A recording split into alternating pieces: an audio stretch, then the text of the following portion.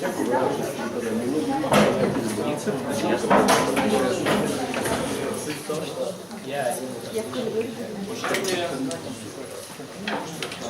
и господа, студенты, мы сейчас поступим очень необычно. Мы начнем вовремя. В России так не принято, но мы, поскольку из американского космоса, мы начнем вовремя. Всего лишь 2-3 минутки с опозданием. И я хотел сначала представить нашего спикера, которого вы, несомненно, уже узнали по фотографиям. Это бизнесмен Дэна Кэффии. И несколько приветственных слов скажет консул по вопросам экономики и политики Генерального консульства США в городе Екатеринбурге, консул Майкл Бичи.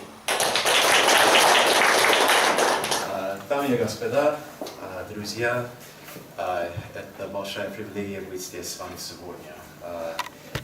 Меня зовут Майкл Ричи, я консул по экономическим и политическим вопросам Американского консульства России в Екатеринбурге. Это мой первый раз здесь с вами в этом университете. Я очень рад быть здесь. Я считаю, как дипломат, что самая важная дипломатия – это не то, что происходит именно в Москве или в Вашингтоне, это происходит здесь, между обычными людьми. Это поэтому мы пригласили известного бизнесмена, предпринимателя из Соединенных Штатов, чтобы выступить перед вами. И не именно выступить, он хочет говорить с вами, узнать побольше о вас и о ваших интересах. И надеюсь, что в конце концов, что мы развиваем наши отношения между Россией и США. Чтобы представить моего друга Дэна Кэффии, он предприниматель из Америки. У него несколько компаний, и одна из его компаний 2 раза была одна из самых быстрых развивающихся компаний в США на 2 года. Он об этом поговорит с вами сегодня. Дамы и господа, Дэна Кэффии. Вот только, поскольку мы же в университете, да, уважаемые студенты, это не будет лекция под девизом «от скуки дохли муки студенты». Нет, это будет живой диалог. Поэтому, если у вас есть вопросы, поднимайте руку и перебивайте и спрашивайте. Хорошо? И просьба, телефоны, пожалуйста. Здравствуйте. Меня зовут Дэн. Я не говорю очень хорошо по-русски, но я жил в России, в Москве, 16 лет назад, но сегодня это очень трудно, я не говорю много по-русски. Забыл много русских слов, но instead I will talk in English today, if that's okay. И вместо этого я буду говорить по-английски, если вас это устраивает. But I did live in Russia for about 6 months back in 2000. В России я жил порядка 6 месяцев в 2000 году. So Russia has a very special place in my heart, and I really like Russia a lot. И мне очень нравится Россия, и Россия занимает в моем сердце особенное место. And I like business. И, конечно, мне нравится бизнес. So the combination is what I want to talk about a little bit today. И об этом мы сегодня и поговорим, об этой самой комбинации. Okay. I have started several companies. Я начал уже несколько компаний. Some have been very successful. Некоторые из них были успешными. Some not as successful. Некоторые не так успешны. And I want to share some of my experiences in business with you today. И с вами я хотел бы сегодня поделиться своим опытом ведения дел. And some of the lessons that I have learned over the years of building companies. И тем опытом, которым я получил, когда руководил своими компаниями. And then after, I want to answer any questions and have a discussion with you. А после этого я хотел бы ответить на ваши вопросы, и чтобы у нас состоялась хорошая, продуктивная беседа. So, I want to share 4 main ideas about how to be successful in building a business. И сегодня я хотел бы с вами поделиться 4 главными идеями о том, как быть успешным в бизнесе. But before I do, how many of you in this room have worked at a startup or started a company or been an entrepreneur? Но перед тем, как начать, я хотел бы спросить у всех присутствующих в этой комнате, кто из вас когда-либо занимался стартапом, начинал компанию, ну, либо является предпринимателем. One. Один. How many of you would like to create a startup or work for a startup company? А сколько из вас хотели бы заняться стартапом, ну, или работать в такой компании? Much better. Good. Вот уже получше, хорошо. Hopefully, after today, even more of you will be interested in creating a startup. И надеюсь, что после сегодняшней встречи еще больше народу заинтересуется в создании компании. So the first step in creating a company is deciding on an idea. Первый шаг в создании компании – это решение, определение вашей главной идеи. My advice when choosing an idea for your startup is to be a little bit crazy. И мой главный совет для поиска этой идеи – быть немножко сумасшедшим. What I mean is, if you share your idea with a lot of people and everyone thinks you're crazy, your idea might be too crazy. Что я имею в виду? Если вы будете рассказывать всем о своей идее, и все будут считать вас сумасшедшим, это уже немножко не то. But if you share your idea with lots of people and nobody thinks you're crazy, Но если вы поделитесь своей идеей со многими людьми, и никто не посчитает вас сумасшедшим, you might be thinking too small. вероятно, вы думаете слишком о малом. You should expand your vision. Нужно увеличить ваше видение идеи. The second piece of advice that I have Второй совет, который у меня есть. find a partner. Найдите партнера. When you're an entrepreneur, it can be very difficult. Когда вы являетесь предпринимателем, это будет немножко трудно. And it's great to have someone that you can share the responsibilities with. И очень хорошо иметь кого-нибудь, с кем вы можете разделить свою ответственность. It makes it easier to grow faster. Это будет легче, чтобы развивать свою компанию быстрее. And it's helpful to have someone that you can discuss your ideas with. И будет очень полезно иметь кого-нибудь, с кем вы можете обсудить свою идею. And someone who understands the experience that you're going through. И кто-нибудь, кто может понять все то, что с вами происходит и через что вы проходите. Now, the third, and if you think about it, many of the most successful companies have been founded with partnerships. И если об этом задуматься, то вы поймете, что многие успешные компании были созданы партнерами. Apple has had Steve Jobs and Steve Wozniak. У Apple был Стив Джобс и Стив Возняк. Microsoft had Paul Allen and Bill Gates. У Microsoft Пол Аллен и Билл Гейтс. And the list goes on and on. И этот список можно продолжать дальше. Okay. The third piece of advice is that building a business is hard, and it's supposed to be hard. Третий мой совет заключается в том, что развивать бизнес, открывать бизнес – это трудно, но так и должно быть. If it was easy, everyone would do it. Если бы это было легко, то все бы этим занимались. So the fact that it's hard is an advantage because you have the strength and the desire to build a company.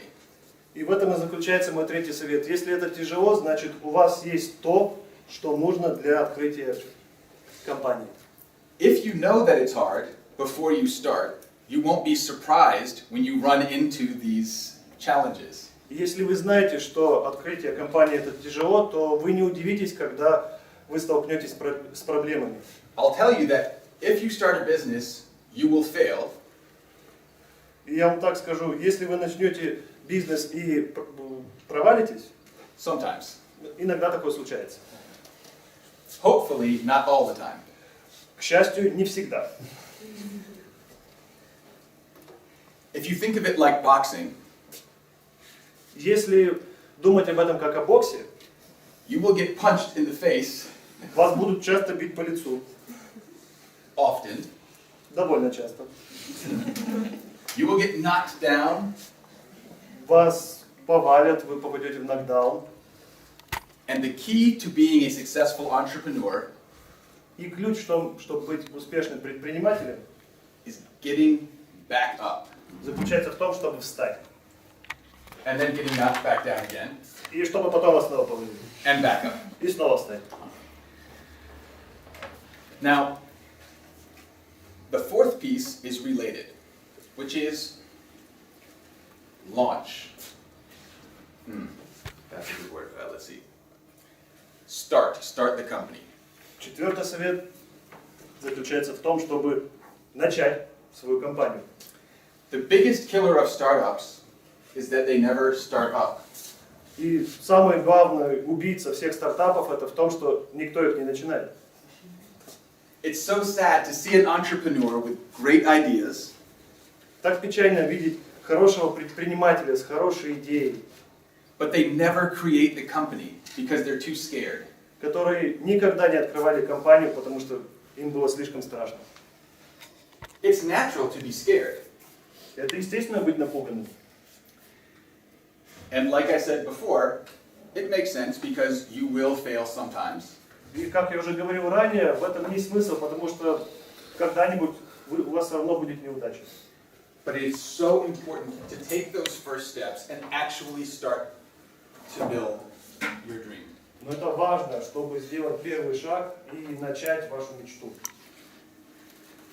I want to share a couple examples and a few stories from my experience, and then I will open it up to questions, and I want everyone to participate. Сейчас я хотел бы поделиться с вами некоторыми примерами из своего личного опыта. А затем я хотел бы, чтобы вы поучаствовали в беседе, задавали мне вопросы, если вас что-то интересует. First of all, several years ago, my partner and I had started a company, and it was pretty successful. Первый пример, которым я хотел бы поделиться. Несколько лет назад мы с партнером создали фирму, которая была довольно успешной. But after several years of running this company, we had lost our passion.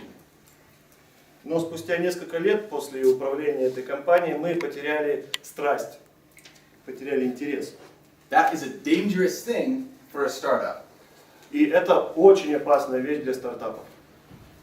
I lived about 500 meters from our office, Я жил примерно в 500 метров от нашего офиса, very close, довольно близко, очень близко. and I would wake up in the morning and think, И я просыпался по утрам с мыслью, I don't want to go to the office today. я не хочу идти в офис сегодня. I didn't like the industry that we were in. Мне совершенно не нравилась индустрия, в которой мы создавали фирму. I hated all of our customers. Я ненавидел всех наших клиентов. I didn't like most of our employees. И большинство наших работников я тоже не любил. And I hated our office. И наш офис я тоже ненавидел. Now, my partner and I had a discussion, and I said, I'm not happy. And he said, neither am I. This is terrible. И с нашим партнером состоялся разговор, где я сказал, что я несчастлив, на что партнер ответил, я тоже. И вообще весь этот разговор был ужасен. It's not fun to have a terrible job that you hate. Совсем не весело иметь плохую работу, которую вы к тому же еще ненавидите. But it's even worse if it's your company. А еще хуже осознавать то, что это ваша компания. because it's then also your fault. Потому что это еще и ваша вина.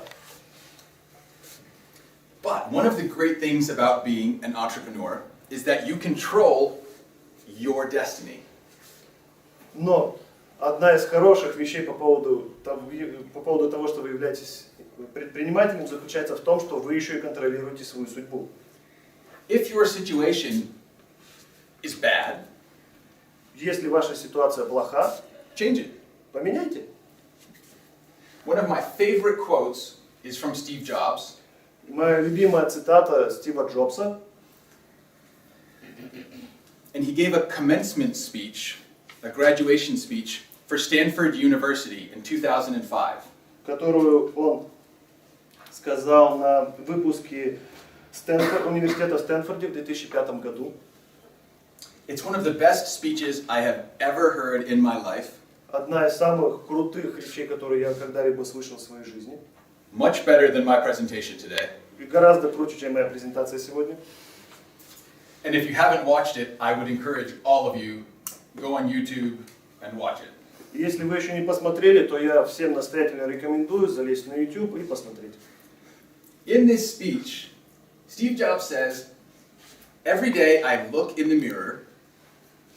И в этой речи он сказал следующую вещь, что каждый день я смотрю в зеркало.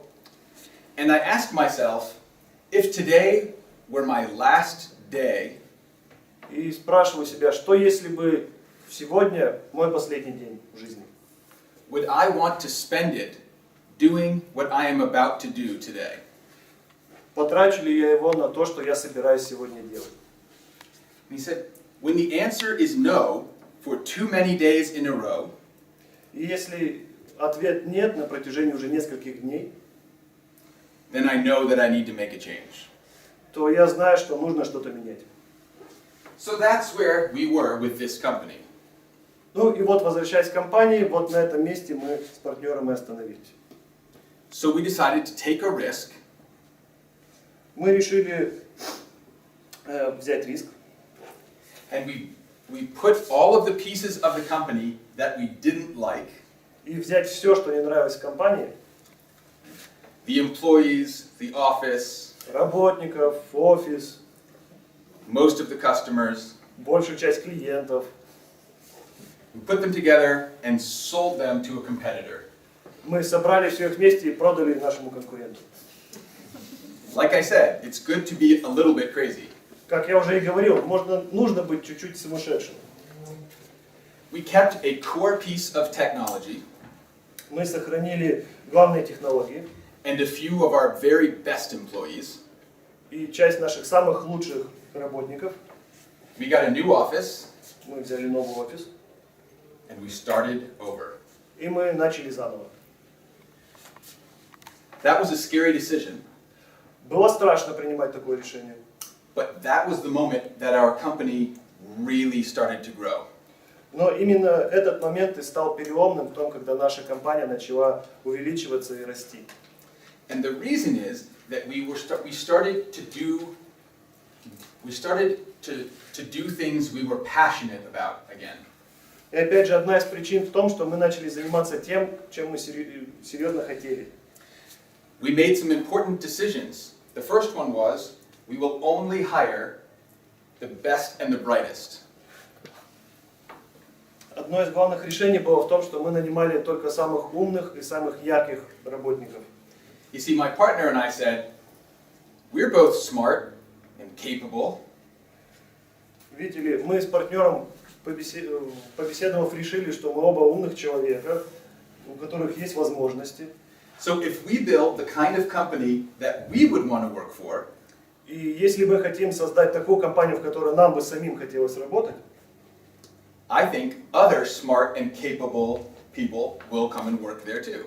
то и другие умные, и другие люди, которые умные и с возможностями, придут на нас работать. And we were right. И мы были правы. We looked for brilliant people that we wanted to work with, that made us excited to go to work every day. И мы искали именно тех ярких людей, с которыми мы хотели бы работать, и чтобы у нас вообще было желание ходить на нашу работу. I'll tell you a story about one of them. Давайте я расскажу вам историю об одном из них. We were hiring for a low-level position in our company. Мы искали сотрудника на одну из не очень серьезных позиций нашей компании. The job was going to pay $12 an hour, which is an okay wage in the United States. Зарплата была примерно $20 в час, что нормально в США. The job didn't require a lot of special skills. Работа не предполагала наличие каких-то специальных навыков. But we wanted to hire someone who was special. Но мы хотели нанять кого-то, у кого они есть. We interviewed, I think, 15 people. И на собеседовании у нас побывало примерно 15 человек. All of them were qualified enough to do that low-level job. Все из них имели хорошую квалификацию, чтобы справляться с теми обязанностями, которые им предстояли. But one of them was special. One young woman. Но один из этих людей, если быть точнее, девушка, была особенной. When we talked to her, I could see that not only could she do that low-level job, but I could see that she would be able to grow and do much more.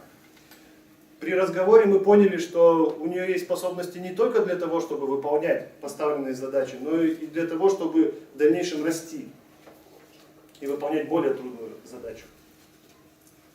She was the only one of the group that we wanted to hire. И она была единственной из тех людей, кого мы хотели нанять. And in the interview, she said, "By the way, I am $17 an hour." И во время собеседования она сказала: кстати говоря, моя цена $17 в час. I said, "What?" Мы спросили, что? And she said, "Trust me, I'm worth it." И она сказала: поверьте, я того стою. And we were sold. И мы купились. She was 19 years old. Ей было 19 лет. Now she is running one of our companies. И теперь она руководитель одной из наших компаний. 12 years later. 12 лет спустя. So, it's the reason for hiring great fun people, great smart people. И причина в том, чтобы нанимать людей ярких, смышленых, Is not just because they're more fun to work with, не только потому, что с ними веселее работать, but because they affect your ability to grow your business. а потому что они еще и оказывают влияние, помогают вам самому расти и развивать свой бизнес. And I'm sure that in this room, И я уверен, что в этой комнате there are some people who are similar to my employee Felicia. И я уверен, что в этой комнате есть люди, которые очень похожи на того сотрудника по имени Фелиция. People who have a huge amount of potential. Люди, у которых есть много потенциала. So that's what I want to help with today. И это одна из причин, почему я хотел сегодня помочь, и как я хотел сегодня помочь. Before I continue, does anyone have any questions or anything they want to share? Перед тем, как продолжить, есть ли у кого-нибудь вопросы или что-нибудь, чем они могли бы поделиться? I'm very nice, I don't bite. Я очень приятный человек, не кусаюсь. Есть вопросы, да. Во-первых, с какого города и какой бизнес у вас? Направление. So, I can tell you about that. Я, конечно, могу об этом рассказать. I have built several businesses over the years. Я развил несколько бизнесов с годами. I'll tell you about my first successful business. И я расскажу вам о своем первом успешном предприятии. I was still in university when I started the company. Я все еще учился в институте, когда я начинал компанию. And I started it with one other person who was a software engineer. И начинал ее с человеком, которым был специалистом по технике. I had an offer to work in technical support at a big boring company. У меня было предложение о работе техподдержки в одной компании, которая была довольно скучной. But I didn't want to work there because it seemed terrible. Но я не хотел там работать, потому что это было ужасно. They gave me 1 week to decide whether or not to accept the job. И они мне дали неделю на размышление, принимать предложение либо нет. So during that week I was looking through the newspaper И во время этой недели я просматривал газету and I saw an ad for a job и увидел рекламу о приеме на работе, and it said do everything for a small software company. где было написано, вы можете делать все, что угодно для развития компании по технологиям. And I thought, everything? И я подумал, все, I can do that. я могу. So I called up the ad and I said, I'm interested in the job. Can I come interview? Я позвонил по номеру, по указанному номеру и сказал, я заинтересован в работе, могу ли я прийти на собеседование. He said, yes, please come and I'll interview you today. И мне сказали, да, конечно, приходите сегодня на собеседование. He said, the company is in a house. Мне также сказали, что компания находится в доме. Park in front, walk around the back, and go down the stairs into the basement. Припаркуйтесь перед зданием, обойдите его и спуститесь в подвал. I told my roommates, I'm going to an interview where I will probably be murdered, so here's the address. То есть я сказал своим соседям по комнате, что я иду на собеседование, где, вероятнее, меня убьют, поэтому вот адрес, куда я иду. You can give it to the police when I don't return home. Ты можешь предоставить его полиции, когда я не вернусь домой. I went to the interview, Я пошел на собеседование, and it wasn't really a software company. и на месте оказалось, что это не совсем компания по технологиям. It was one guy in a basement with some computer disks. Это был всего лишь один парень в подвале с дисками. And it paid half as much as the other job. И платить он мог только половину того, что предлагали в той компании. So I accepted. И я принял. And it was the smartest move I ever made. И это было самое разумное и самое хорошее решение, которое я когда-либо принимал. I ended up making far more money at that company И в результате получилось, что я зарабатывал гораздо больше денег в этой компании, than I would have if I'd gone to the big company job. чем если бы пошел на работу в ту компанию, о которой я вам рассказывал. And more importantly, I learned how to be an entrepreneur, how to build a business. И самое главное, я понял, каково это быть предпринимателем. Within 1 year, that company was doing $1 million a year in revenue. Всего через 1 год доход компании в год составлял $1 миллион. And we had become a hardware company and stopped selling software.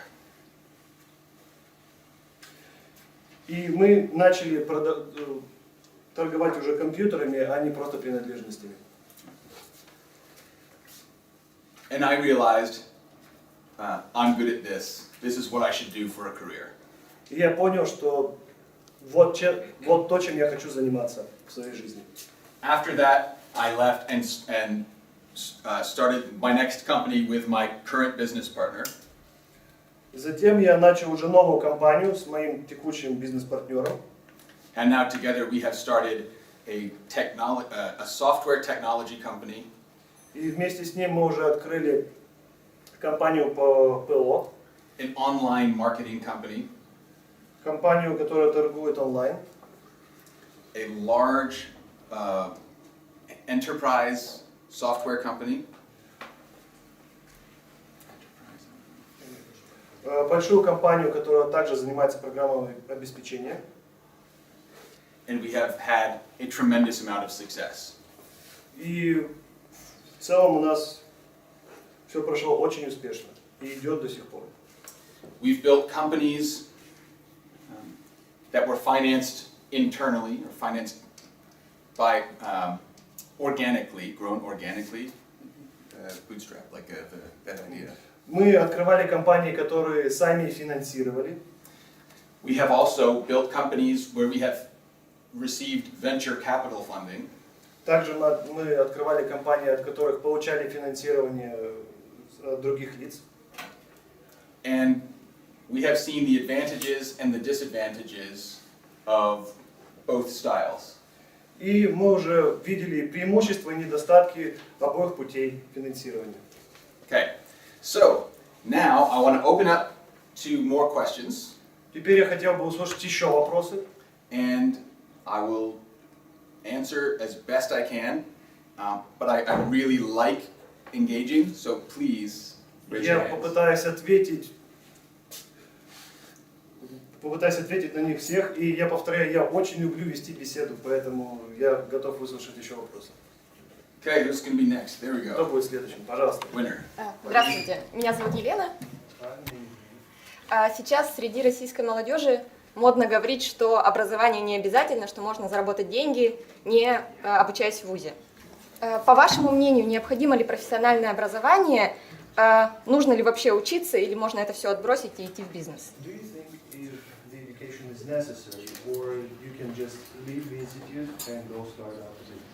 That's a dangerous question when you're at a university. Очень опасный вопрос, если учесть, что мы находимся в институте. Ответ ясен. The answer is clear. Number one, education is actually very, very important. Образование на самом деле очень важно. When I am interviewing someone, I don't care as much about the diploma or the certification that they have. Когда на собеседовании, когда провожу собеседование с человеком, мне не очень важно, какой у него диплом и откуда у него диплом. But I do like seeing that someone was able to start something and make it all the way to the end and finish it. Но мне очень приятно наблюдать, что человек что-то начал и дошел от начала до самого конца. I studied international diplomacy. International relations. То есть я учился на факультете международных отношений, And music также музыки and Spanish. и испанского языка. Has nothing to do really with business, right? Как-то не очень связано с бизнесом, правда? But Но diplomacy is all about negotiation. связи с общественностью это все равно, что вести какой-то договор, договариваться о чем-либо. And business is all about negotiation.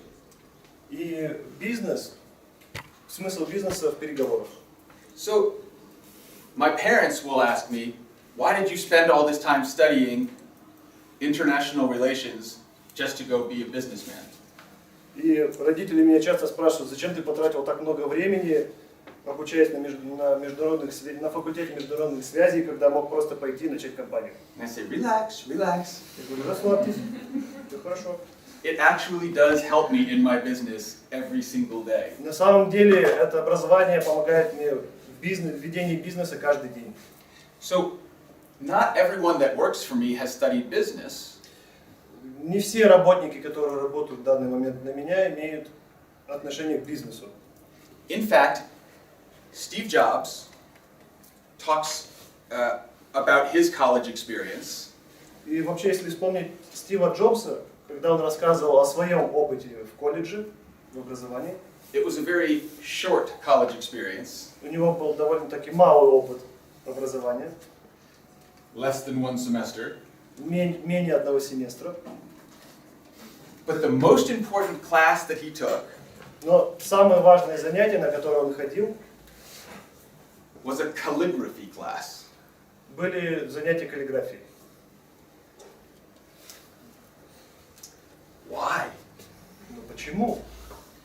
He said, by learning the importance of proper spacing and fonts, letters, Как он утверждал, что самое важное, что он изучил, это пробел между строк, узнал все важное о шрифтах.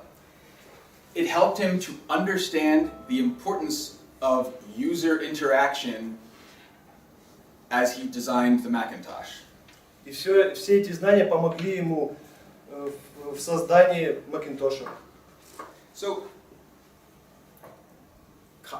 education is very important, but not always in the way that you think. Поэтому образование очень важно, но порой не в том направлении, о котором вы думаете. Thank you for the question. Спасибо за вопрос. Next. Пожалуйста, следующий. Хотели бы вы открыть свою компанию в России? Готовы ли вы работать с русскими студентами? Would you like to open business in Russia? Would you like to work with Russian? Yeah, let's go. Any excuse to come to Russia is a good excuse for me. Любая причина, чтобы вернуться в Россию, это уже хорошая причина. I told you, I love Russia. Как я уже говорил, мне очень нравится Россия. But yeah, I mean, I think that Russia has some huge opportunities for startup businesses. И я действительно считаю, что в России есть хорошие возможности для стартапов. One of the most difficult things to find, the difficult challenges that one of the most difficult challenges that startups face in the United States Самая большая проблема, с которыми сталкиваются США в сфере стартапов, is finding enough brilliant people to hire. это проблема кадров, хороших кадров, которые можно нанять. When I lived in Moscow, I noticed something very interesting. Когда я жил в Москве, я заметил очень интересные вещи. Every day I would ride the metro, Каждый день я ездил на метро. and all of the people on the metro, all of the Russian people, were reading, right? И все люди, которые находились в метро, читали. Smart people. Умные люди. Russia has a very strong education system, a lot of very, very smart people, very well-educated people. В России есть хорошая система образования и уже много хорошо образованных людей. In particular, a lot of very smart people who have studied a lot in engineering and science. И хочу выделить такие сферы, как инженерия, наука. One thing that Russia also is famous for is hackers, yeah? И еще одна вещь, по которой Россия очень хорошо известна, это хакеры. Hackers are just programmers who need a new job. Хакеры — это просто программисты, которым нужна новая работа. There's a lot of very smart talent in Russia, Поэтому в России очень много умных и талантливых людей. which means to me that there is a lot of opportunity to start building great companies here. А для меня это значит возможность создания хороших компаний в дальнейшем. Silicon Valley. Have you heard of Silicon Valley? Кремниевая долина. Кто-нибудь слышал о Кремниевой долине? There's nothing special about Silicon Valley. It's a boring town in Northern California. Ничего такого особенного в Кремниевой долине нет. Это один из скучнейших, наверное, городов США. The only reason so many companies are started there Но причина, по которой множество компаний начинали свою жизнь там, is partly because Stanford University is right in the middle. заключается в том, что университет Стэнфорда находится прямо посередине этого города. So there were a lot of smart people that just happened to live in that area. Поэтому так получилось, что там находится очень много умных людей, которые живут неподалеку. And whenever you have a lot of smart people, great ideas come out of those areas. И, конечно, если у вас есть очень много людей в одном месте, оттуда пойдут очень много хороших идей. So to answer your question, I think that this is a great place for startups, a great place to start a company. И отвечая на ваш вопрос, я действительно считаю, что Россия хорошее место для стартапа. There are challenges, just like there are everywhere, but Конечно, существуют проблемы, но где их нет, поэтому... Да, пожалуйста. Если вы анализировали стартап бизнеса в России, то какие риски вы считаете самые основные для российского бизнеса?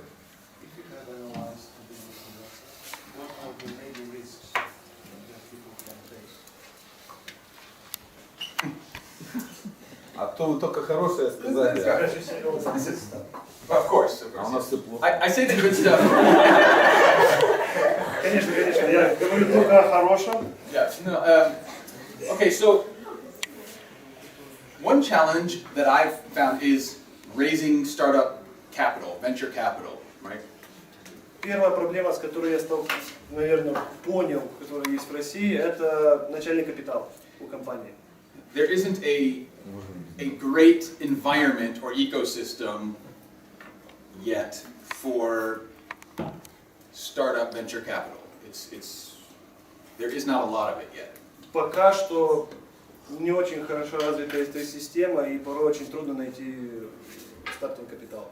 And it is still rather difficult for foreign investors to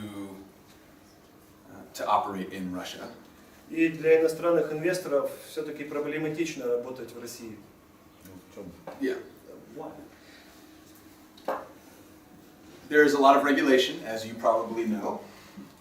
Очень много сейчас идет различных законопроектов, о которых вы, вероятно, слышали.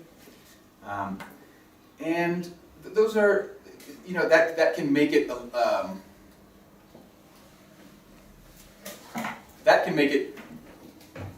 a challenge. И это может привести к проблемам. I think also there aren't enough. You need to get to a critical mass. Critical mass. Critical mass. There aren't quite enough companies yet. Пока что в России не очень много компаний, especially outside of Moscow, особенно за пределами Москвы, to attract the large investors. которые могут привлечь крупных инвесторов. That doesn't mean that you can't build startups. Конечно, это не значит, что нельзя начать стартап здесь. My first startups, we had no investors. В моем первом стартапе у нас вообще не было инвесторов. And I was happy about that when we started making a lot of money.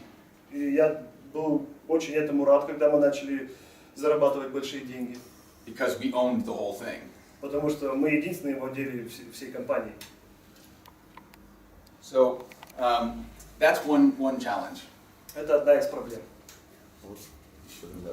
А в сравнении с Соединенными Штатами, вот вы говорите, что у нас проблема там, в начальном капитале. Давайте сравним в Соединенных Штатах, почему эта проблема решается или это не считается проблемой вообще? Анализ. That's a great question. So Хороший вопрос. I live in Salt Lake City, Utah. Я живу в Солт-Лейк-Сити, в штате Юта. It's the Yekaterinburg of the United States. Это Екатеринбург Соединенных Штатов. It is not in Silicon Valley. Естественно, не в Кремниевой долине. And when we first started building companies, no venture capitalists would come to Salt Lake. И, соответственно, когда мы начинали компанию, ни один из инвесторов в Солт-Лейк-Сити не приедет. At least not any of the good ones. Ну, по крайней мере, ни один из хороших. So we started our companies with no investors, not by choice. Поэтому мы начинали компании без инвесторов не потому, что мы хотели этого. We just didn't have any options. Просто у нас не было других вариантов. But once there were enough companies that had grown by themselves in Salt Lake, Но однажды появилось большое количество компаний, которые выросли сами по себе в Солт-Лейк-Сити. we started to capture the attention И мы начали привлекать внимание of the investors in Silicon Valley. инвесторов из Кремниевой долины. And they started to come into Salt Lake City finally. И наконец-то они начали приезжать в Солт-Лейк-Сити. And now, Utah is the second or third largest number of startups in the United States. И теперь штат Юта стоит на втором либо на третьем месте по стартапам в Соединенных Штатах. I'm sure it's completely thanks to me. И я уверен, что это все благодаря мне. But it's if I think of Yekaterinburg, or earlier last week I was in Chelyabinsk. И если брать во внимание Екатеринбург, например, на прошлой неделе я ездил в Челябинск. Many foreign investors aren't aware of these areas yet. Многие крупные инвесторы даже не знают о существовании таких мест. And so I think the first successful startups will have to start growing before there's a lot of foreign investments. И поэтому я считаю, что первые стартапы, которые будут здесь появляться, будут, конечно же, развиваться без инвесторов. I will also say that Я также добавлю, there are certain types of companies that you cannot start without millions and millions of rubles or dollars. существуют некоторые виды компаний, которые просто невозможно начать без миллионов рублей или, не знаю, долларов. If you want to build a startup that needs a factory and a manufacturing plant and, you know, Если вы хотите начать стартап, который требует наличия завода или производственных цехов, there's not really any way to do that without lots of money. то, соответственно, это не получится сделать без большого количества денег. One of my favorite entrepreneurs, and one of the best ever, Один из моих любимых предпринимателей, который, кстати, считается одним из лучших, is Elon Musk. это Илон Маск. Anyone know Elon Musk? Кто-нибудь знает Илона Маска? Yeah. Tesla. Тесла. So he's creating electric cars and private spaceships. То есть он создает электрические автомобили и космические корабли личного пользования. That stuff is incredibly expensive. И как вы понимаете, что это все очень дорого. But that is not his first startup. Но это не первый его стартап. His first startup Его первый стартап, was an online payment system called PayPal. является онлайн-система, которая позволяет оплачивать различные покупки, вещи, которые называются PayPal. And that was very cheap to start. И он много денег для начала не требовал. He used what we call in English sweat equity. Sweat is like just really hard work. То есть и для того, чтобы начать эту компанию, он трудился в поте лица. He would spend 100 hours a week writing code and programming. Он тратил порядка 100 часов в неделю, чтобы писать коды, программы. But the company eventually sold for over $1 billion. Но в дальнейшем компания была продана за $1 миллиард. And he used that money to start the next company. И он использовал деньги с продажи PayPal для того, чтобы начать следующую компанию. And if you look at it that way, there are lots of businesses that you can now create that don't require huge amounts of money. И если вы обратите внимание, рассмотрите этот вопрос, то можно найти бизнес, который не требует большого капитала. So that's one way is to create the startup system in stages. Поэтому это один из способов, чтобы начинать стартап по каким-либо ступенькам. So that's one piece where you can do it with less. Ну, это один из вариантов, которым можно заняться в России. Does anyone here have an idea for a startup? У кого-нибудь из присутствующих есть идея для стартапа? Somebody has an idea. Но у кого-то должна быть идея. Коммерческая тайна. Okay. Well, while we're waiting to help get everyone thinking. В то время, когда все думают, придумывают идеи, Let me share another story. давайте я вам расскажу еще одну историю. The first company I ever started Первая компания, которую я когда-либо начинал, I didn't tell you about yet я о ней вам еще не рассказывал, because it was not as successful as the next one. потому что она была не такой успешной, как следующая. I was 17, Мне было 17 лет, and I had a brilliant idea. и у меня была замечательная идея. The internet was just becoming popular in the United States.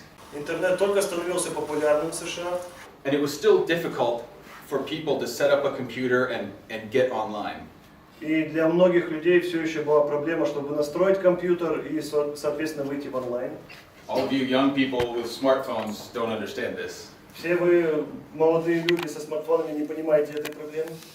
But in the ancient times when I was young, Но в те древние времена, когда я еще был молод, it was difficult. было довольно трудно. So my idea was, I'm going to make a business helping people to set up their computers and get connected to this new thing called the internet. Идея заключалась в том, чтобы открыть свой бизнес, который помогал бы людям настраивать компьютеры и входить в эту новую систему под названием интернет. So I borrowed $200 from my father. Поэтому я одолжил у отца $200.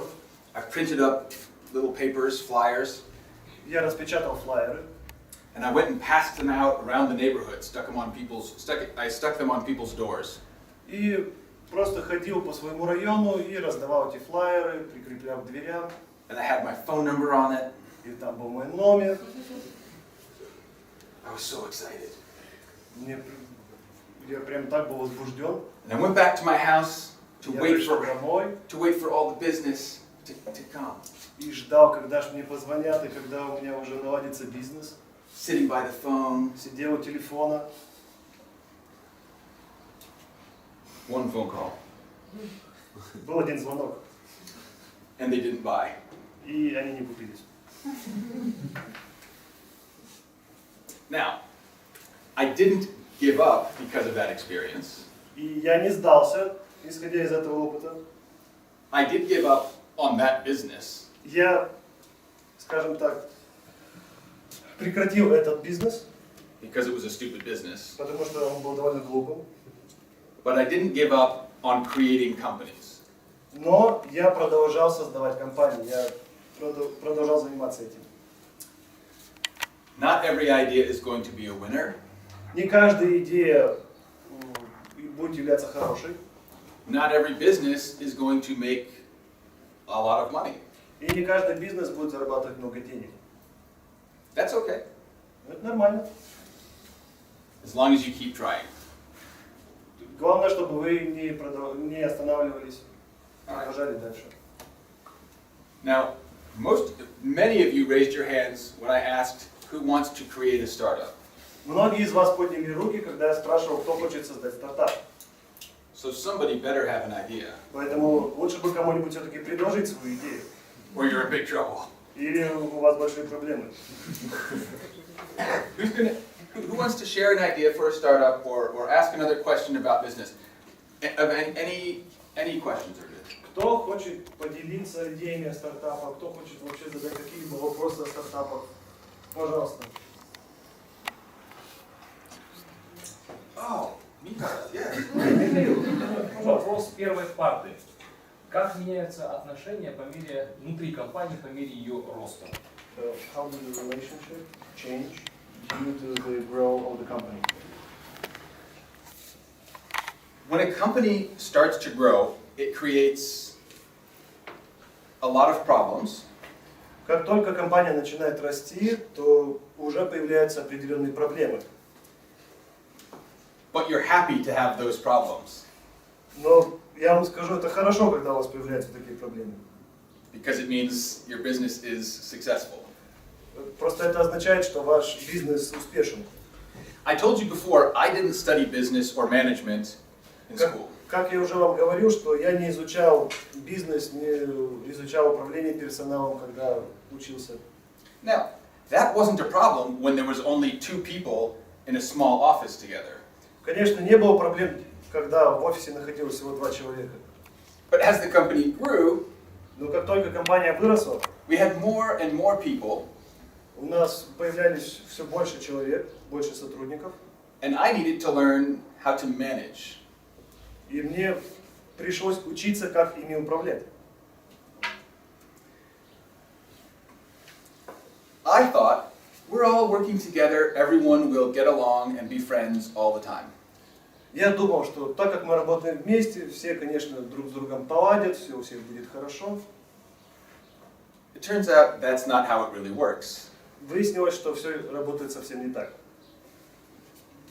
People have different opinions, different ideas about how to grow the business. То есть у каждого человека было свое мнение о том, как развивать бизнес, о том, как управлять им. One employee doesn't like the other employee, and they have a conflict. Один сотрудник не любил другого сотрудника, у них был конфликт. And just telling telling everyone to behave doesn't work. И просто сказать, чтобы все хорошо вели себя, не работало. So we had to start doing things like reviews with each employee.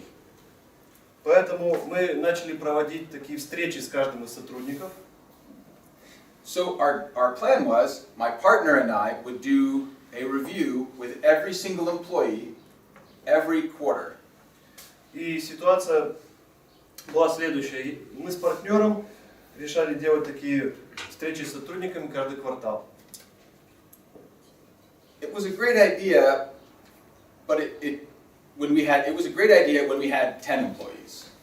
Конечно, это была хорошая идея, когда у нас было всего 10 сотрудников. Once we had 100 employees, Как только у нас их стало 100, we wouldn't finish with last quarter's interview until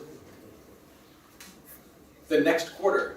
и мы не могли просто уложиться в один квартал для этого, и нам не хватало времени. Our solution didn't scale correctly. То есть наше решение не совсем подходило по масштабам. So we had to learn how to delegate to other managers. И мы должны были научиться работать с управляющими.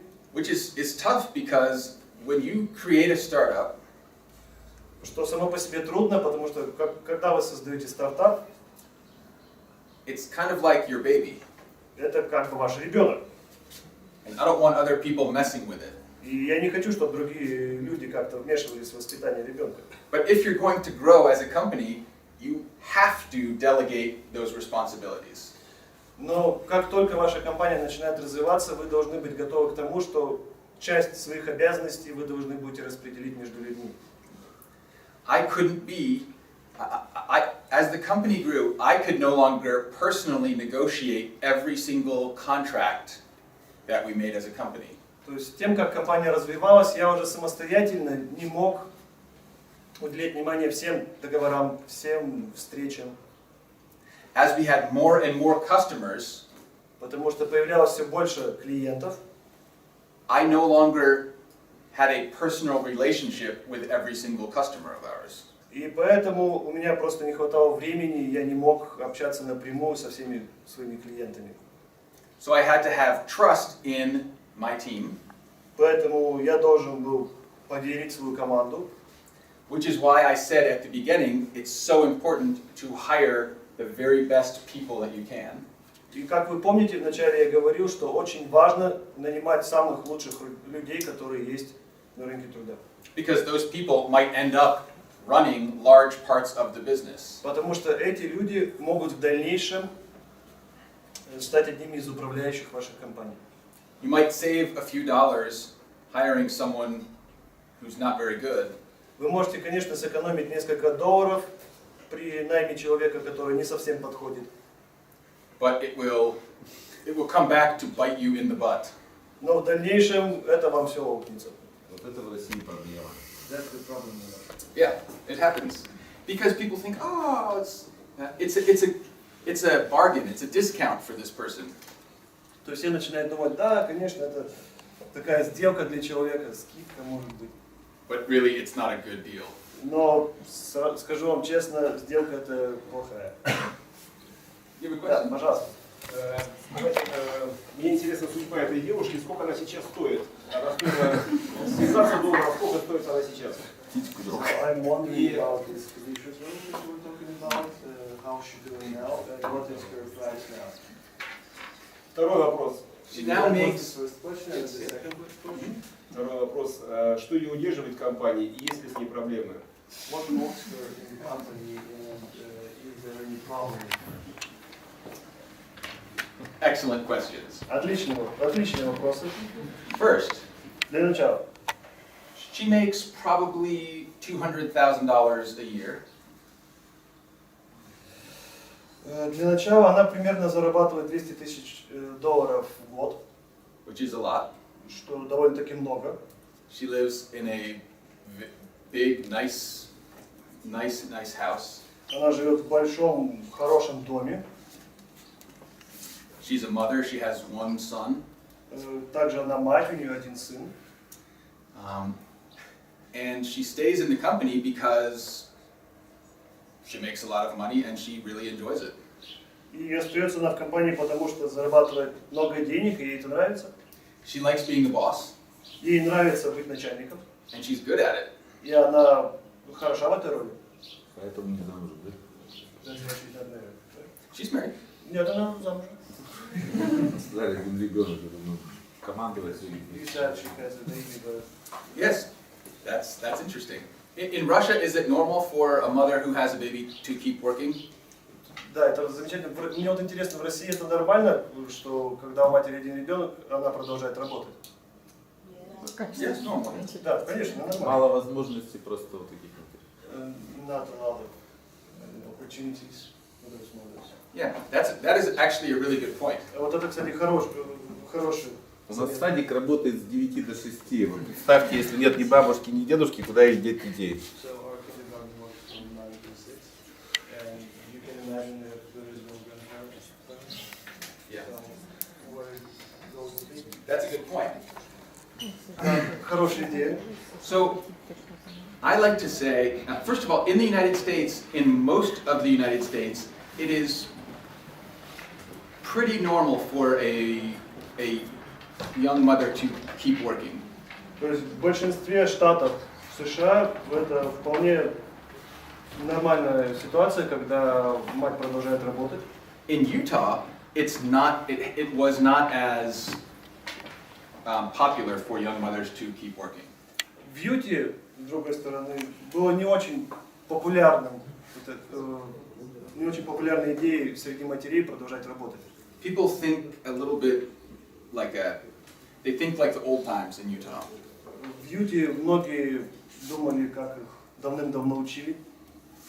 This has been an advantage for us, so hiring women has been like a secret weapon. То есть для нас это было преимущество, потому что найм девушек и женщин для нас было как секретное оружие For our company. для нашей компании. And so we try to accommodate the needs of women and mothers in our company. То есть мы пытались сделать работу для таких матерей как можно более удобной, In order to be able to hire, to keep the women that work for us in the workplace. И делали мы это для того, чтобы, скажем так, удержать таких матерей на работе. So we have flexible hours. То есть у нас были гибкие часы. Private areas for nursing babies. Отдельные зоны для проведения времени с детьми. And there's a lot of freedom if they need time off to help their children. И, конечно, была такая возможность, когда матери могли помочь ребенку уйти с работы. By doing this, we are able to hire people that other companies can't hire. И поэтому у нас была возможность найма людей, которой у других компаний не было. So it's a big advantage for us. Поэтому большое преимущество для нас. So, from the beginning, we have always had very strong, smart women in my companies. Поэтому с самого начала в моих компаниях всегда работали хорошие, умные женщины. And that's one of the secrets to our success. И это один из секретов нашего успеха. And I'm sharing it with you for free. And I'm sharing this secret И with all of этот you. секрет я вам даю за бесплатно. Это не секрет, наши женщины вообще That's true. Russia has actually been was far ahead of the United States in that part of business. То есть в этой сфере бизнеса на самом деле Россия уже далеко ушла вперед от США. The United States was slow to arrive at that. США очень долго приходила к этому вопросу, решению этого вопроса. Who's next? Кто следующий? Right there. Вот. Girl, yes. Девушка, пожалуйста. А затем можете. Здравствуйте. У меня есть идея, но вопрос такой, откуда взять деньги? Он же ответил на этот вопрос. So, it depends on what the idea is. Все зависит от вашей идеи. Она крутая. So, one of the questions is there, how much money do you need? Вопрос в следующем: сколько денег вам нужно? And what is the smallest amount you could use? И какая самая маленькая сумма, которую вы можете использовать? Some businesses are possible to start with a very small amount, То есть некоторые бизнесы можно начинать с малой суммой денег, but it would be slower to grow. и она будет медленно расти. But if you started with a huge amount, Но если вы начнете с крупной суммы, you might grow faster, вы можете развиваться быстрее. but you wouldn't own as much of the company. Но вы уже не будете владеть большей частью компании. There's positives and negatives. Opять же, есть свои плюсы и минусы. With schools, I have seen several different ways of financing them. Schools, schools. Да, например, на примере школ я видел много таких вариантов, откуда шло финансирование. Sometimes you can get money from the government. Иногда можно получить финансирование от правительства. Sometimes there are wealthy individuals who want to put their name on the school. Иногда есть состоятельные люди, которые хотят, чтобы их имя поместили For their own в ego, школе, for their pride. для своего эго, чтобы потешить его. The Дэна Кэффии element, the Дэна Кэффии School of Science. Ну, например, школа наук Дэна Кэффии.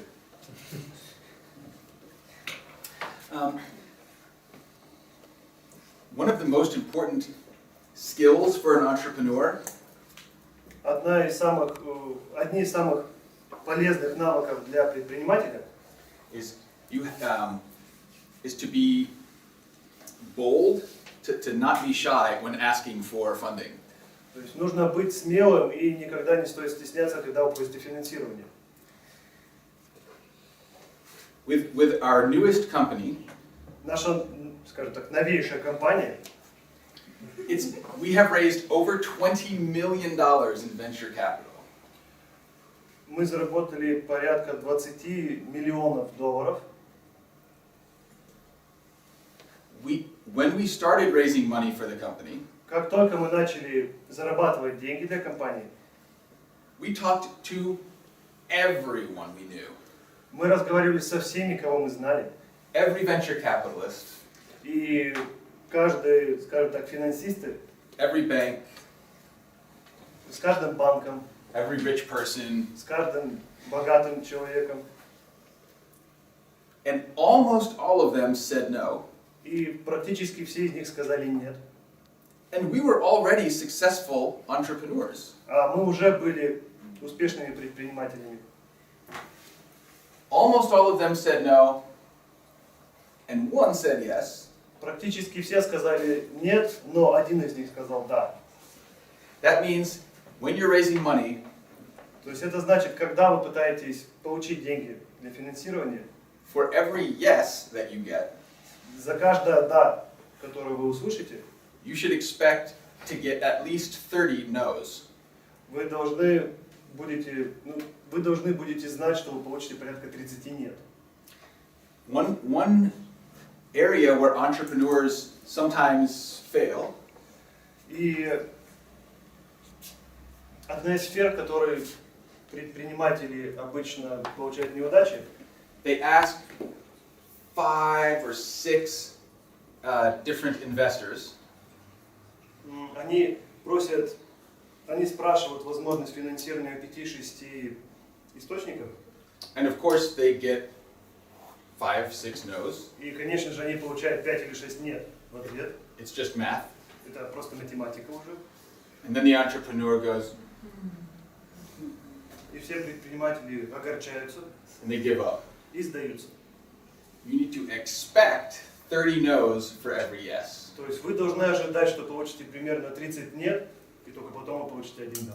If that sounds very hard to you, you're right. И если вы думаете, что это слишком тяжело, то вы правы. It's not fun to have the door slammed in your face over and over and over again. Всегда плохо, когда перед вами просто закрывает дверь каждый раз. Which is why only the most resilient people end up successful as entrepreneurs. То есть только очень стрессоустойчивые люди становятся в дальнейшем хорошими предпринимателями. The secret is to keep trying and keep asking. Секрет заключается в том, чтобы продолжать пытаться, продолжать просить, спрашивать. But there is no easy shortcut. There's no easy path. Но, к сожалению, никак нельзя этот путь срезать. Надо идти только вперед. This one in the back first. Вот молодой человек, пожалуйста. Вы рассказали нам о своих стартапах и некотором опыте, связанных так или иначе с компьютерными технологиями. So you told us about your startups that are connected with software and hardware. Пригодилось ли вам изучение музыки и испанского? Принесло ли это вам какую-либо выгоду, денежную, удовлетворение? So did this the knowledge of Spanish and music help you in any case with business ventures? Absolutely. Определенно. And that may be surprising. И да, это может прозвучать удивительно. Universities are not designed only to teach specific skills. Институты и университеты не предназначены для того, чтобы преподавать что-то одно. A good university teaches you how to think. То есть хороший институт учит вас, как правильно думать. Studying different languages, including Spanish, Russian, German. Изучение различных языков, таких как испанский, русский, немецкий. Studying music. Изучение музыки. They change the way that your brain works. Все эти знания меняют работу вашего мозга. Have any of you here studied a foreign language? Кто-нибудь из вас здесь изучал иностранный язык? I'll tell you something that, let me share something that I have felt when I felt it a lot when I first came to Russia in 2000. То есть давайте я вам расскажу, что чувствовал я, когда впервые приехал в Россию в 2000 году. When I arrived here, I did not know a single word in Russian. Когда я сюда прибыл, я не знал ни одного слова по-русски. I learned "Здравствуйте" on the plane. То есть я изучил слово «здравствуйте», когда был в самолете. And by the time we landed, I had forgotten it. А когда мы приземлились, я его уже забыл. But I studied hard. Но я сильно трудился. And within a few weeks, И в течение нескольких недель I was able to lead a group of Americans я мог уже вести какую-то группу американцев. on a long train trip.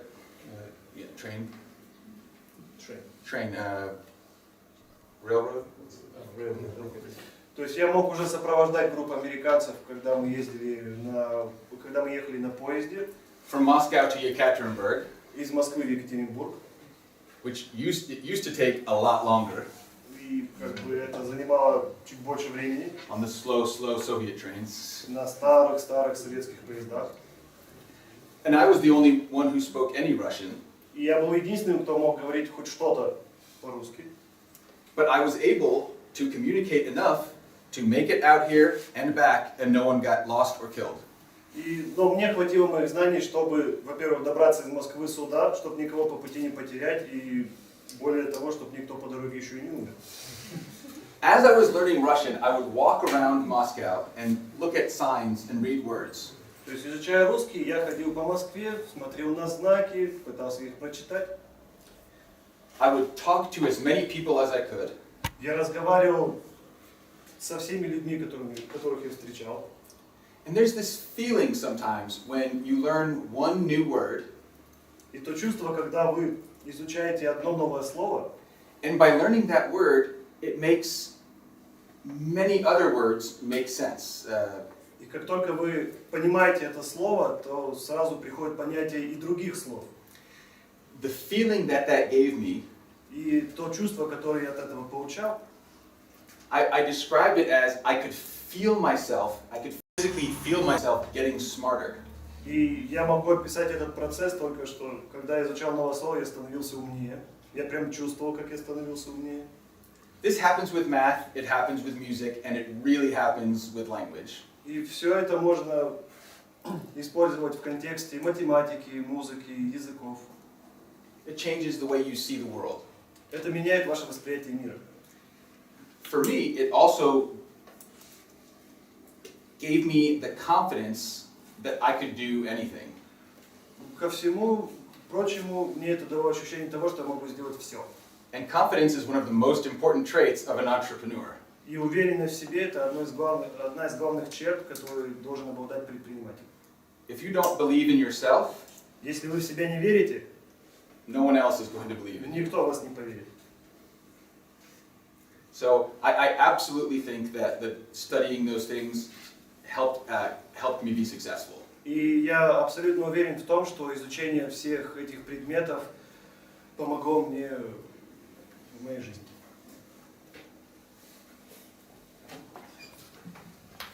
Помимо IT, какие области наименее рискованны? So, despite IT, what types of business has more risks? И второй вопрос. The second question. Музыкальным продюсерам быть или вкладываться в людей искусства вообще рискованно или нет? Любой бизнес рискован. Нет, понятно. Насколько? Дай ему бизнес-план надо от тебя, чтобы ценить. Those are both good questions. First of all, Хорошие вопросы. every business has risks. Сразу могу сказать, что все бизнесы имеют свой риск. If there is no risk, Если нет риска, it's probably not worth doing то этим вообще не следует заниматься. because it's too easy and you'll have too many competitors. Потому что это будет чересчур легко, и плюс ко всему у вас будет слишком много соперников. As far as music production goes, Говоря о музыкальном продюсировании, the music industry has changed dramatically over the past 15 years. индустрия музыки очень сильно поменялась в течение 15 последних лет. There are still business models that can make money, Все равно существуют бизнес-модели, по которым вы можете зарабатывать деньги. but during the time I lived in Russia is when everything started to change. Но примерно в тот момент, когда я жил в России, все начало кардинально меняться. When I was young, a record would come out and you'd have to buy it for $20. То есть как в годы моей молодости, когда выходила новая запись, вам приходилось ее покупать, она стоила примерно $20. By 2000, when I lived in Moscow, А в 2000-х, когда я жил в Москве, I shouldn't admit this, я, конечно, не должен этому. I would go to the Rynek and buy all of the CDs for like 10 rubles. Я ходил на рынок и покупал примерно все диски за рублей 10. That's not good for the music business. Это не очень хорошо для музыкального бизнеса. It was good for me, Для меня да, для меня это было хорошо. but it meant that the music producers and the artists weren't making as much money as they could before. Но это значило, что и продюсеры, и музыканты уже зарабатывали меньшее количество денег, чем раньше. Today, some of the music business models that still make a lot of money То есть на сегодняшний момент некоторые из бизнес-моделей, которые зарабатывают деньги, often depend a lot on concerts and touring. больше всего зарабатывают на турах и на концертах. In the United States, people don't pay very much money for music, В Соединенных Штатах люди платят не очень много за музыку, but they pay huge amounts of money to go to a concert now. но платят очень большие деньги, чтобы посетить какой-либо концерт. the cheapest tickets to see the Rolling Stones when they play, И самый дешевый билет, чтобы, например, посмотреть группу The Rolling Stones, like $500, стоит примерно $500. and you're up in the stratosphere. И, соответственно, поднимается только выше и выше и выше. So that's one model that could. Это вот одна из моделей, с помощью которой можно получать деньги. In Russia, there may be some specific differences in the industry that make it more valuable. То есть в России, возможно, существуют какие-то различия, которые позволяют зарабатывать деньги немножко другим путем. But that's something very specific. Но опять же, это нужно брать во внимание какие-то уже определенные моменты. I love music production, by the way. И, кстати, да, я люблю музыкальное продюсирование. So if you can find a way to make money, you should do it. И если у вас появится способ зарабатывать деньги, надо им воспользоваться. Thanks for the question. Спасибо за вопрос.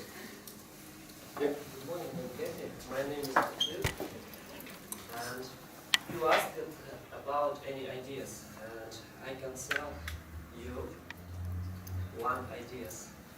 Okay. For $100.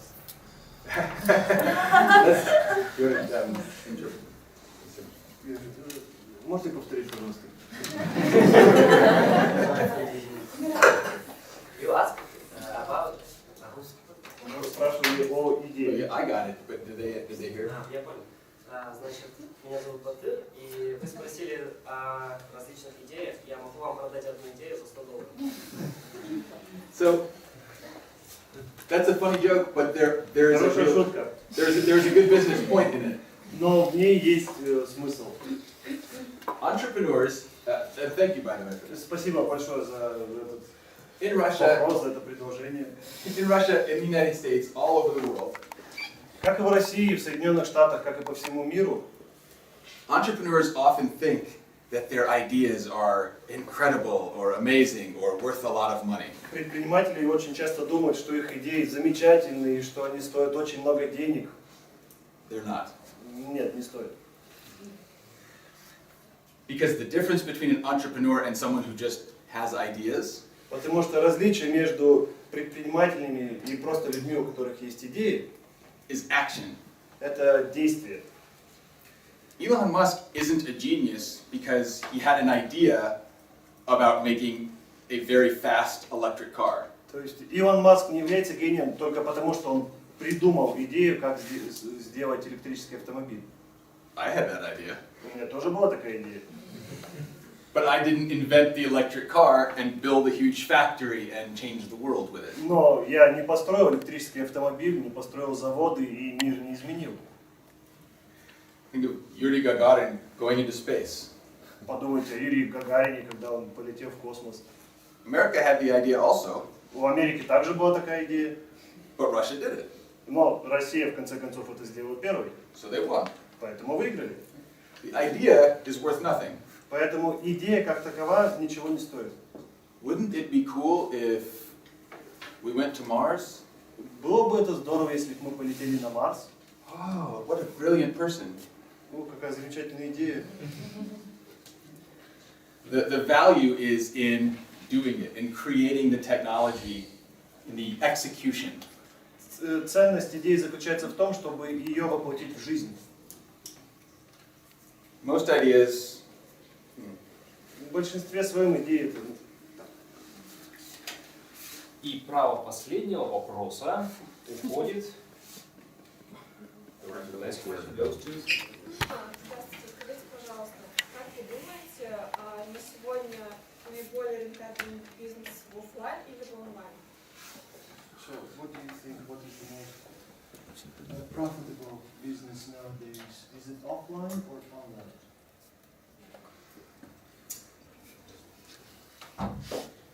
Good question. Хороший вопрос. In my experience, На моем опыте online and technology or software businesses На моем опыте технологии, которые являются онлайн, которые являются программным обеспечением и все, что связано с компьютерами, have a huge advantage. имеют большое преимущество. Not that they make so much more revenue, Конечно же, не потому, что они могут зарабатывать больше денег. but that the costs are so low. А потому что сама стоимость всего этого мала. You can start an online business or a software company То есть можно открыть онлайн-бизнес, либо компанию по программному обеспечению in 2017 в 2017. for almost nothing if you're willing to put in the work. Практически за бесплатно, если вы будете готовы работать. And in that case, almost all of the money that you do make is profit. И в этом смысле все, что вы зарабатываете, и будет являться доходом. It is hard to get people to pay a lot of money for online services. И сейчас очень трудно добыть финансирование и вообще как бы заставить людей платить за онлайн-услуги. But if you're able to get them to pay, the margins are amazing. Но если у вас получится так сделать, и люди будут готовы платить за ваши онлайн-услуги, то прибыли и доходы будут потрясающими. Our most recent company is a software company called Team. Наша недавняя, новейшая компания, которую мы открыли, она называется Team. Our gross margins are 92%. Gross margins? Доход у компании составляет 92%. That's not bad. Неплохо, да? Прибыль, наверное, да? Что такое доход? Доход это прибыль. Пришли деньги на счет. Прибыль. Компания составляет 92%. So I think, but the truth is, you can make money, you can be successful if you try hard in pretty much any business if the idea is good and you're willing to put in the work. То есть прибыль и доходы можно получить из любой идеи, которая у вас есть, только в том случае, если вы будете усердно над ней работать. The last thing I'll share before we go И последнее, чем бы я хотел с вами поделиться, is a good way to think of the most important part of being successful in business. это хороший способ о том, чтобы являться успешным. I love the Beatles. Does anyone listen to the Beatles? Я люблю группу Beatles. Кто-нибудь слушает Beatles? Old people. Раньше слушали? Before, yeah.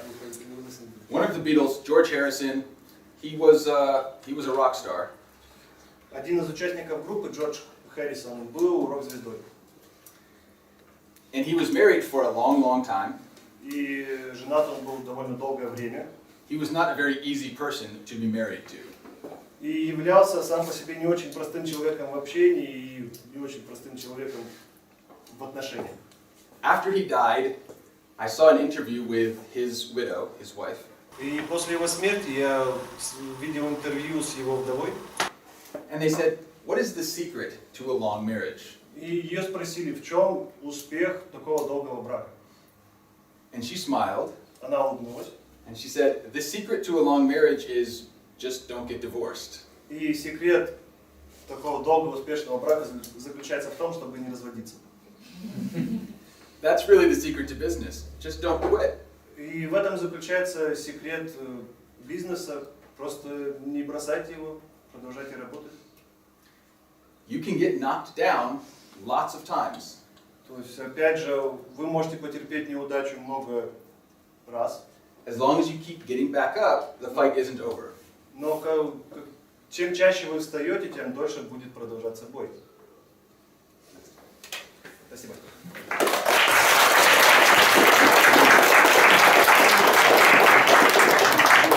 Кто какие выводы сделает после сегодняшней встречи? Кто-то, кто хотел развестись, все-таки передумает, не станет этого делать и останет за решение. Кто-то для себя сделает вывод, что без Windows 1.0 не было бы Windows 7.0, 8.0 и так далее. Ну а со своей стороны, консул по вопросам экономики и политики Майкл Ричи вынужден был уехать, но он попросил меня в конце еще раз сказать, что консульство занимается не только выдачей виз, конечно, Welcome to America, и на самом деле получить визу проще, чем некоторые думают, но консульство также еще и занимается многими культурными проектами. У нас есть спикеры, сейчас в Перми есть музыкальная группа, и поэтому заходите на сайт консульства, заходите на страничку, проще всего, заходите на страничку в Фейсбуке, ВКонтакте и смотрите, какие есть мероприятия. они совершенно бесплатны. Поэтому приходите. Много американцев приезжает к нам, и контакты, я попросил еще раз Майкла Ричи сказать, что контакты на самом деле, пусть его словами, цитата, Москва и Вашингтон занимаются политикой, а давайте мы здесь, в Екатеринбурге, будем заниматься какими-то культурными проектами. Поэтому давайте учить английский и давайте общаться, что называется people-to-people diplomacy, на уровне людей. Мы каждый на самом деле посол своей страны, когда мы выезжаем за рубеж. И спасибо гуманитарному университету, мы давно сотрудничаем успешно. С Львом Абрамовичем Заксом в постоянном контакте находимся и будем сотрудничать. Поэтому всем хорошего дня и спасибо еще раз нашему спикеру Дэна Кэффии, переводчику.